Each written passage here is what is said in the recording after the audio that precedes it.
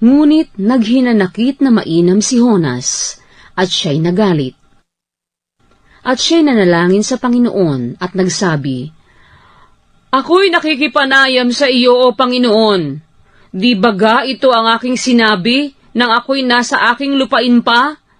Kaya't ako'y nagmadaling tumakas na patungo sa Tarsis, sapagkat talastas ko na ikaw ay Diyos na mapagbiyaya at puspos ng kahabagan, banayad sa pagkagalit at sagana sa kagandahang loob, at nagsisisi ka sa kasamaan.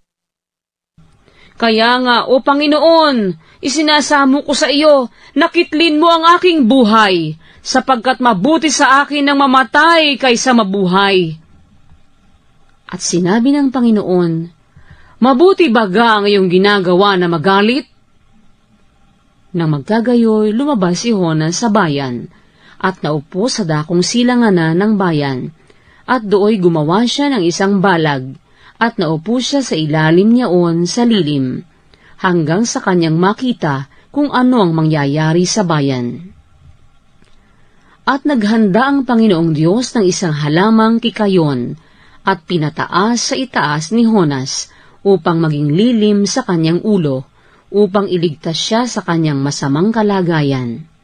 Sa gayoy natuwang mainam si Jonas dahil sa kikayon.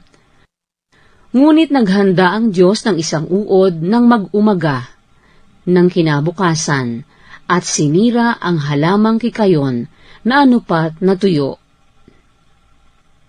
At nangyari, nang sumikat ang araw, na naghanda ang Diyos ng mainit na hanging silanganan, at sinikatan ng araw ang ulo ni Jonas, na anupat siya'y nang lupaypay, at hiniling niya tungkol sa kanya na siya'y mamatay, at nagsasabi, "Mabuti sa akin ang mamatay kaysa mabuhay."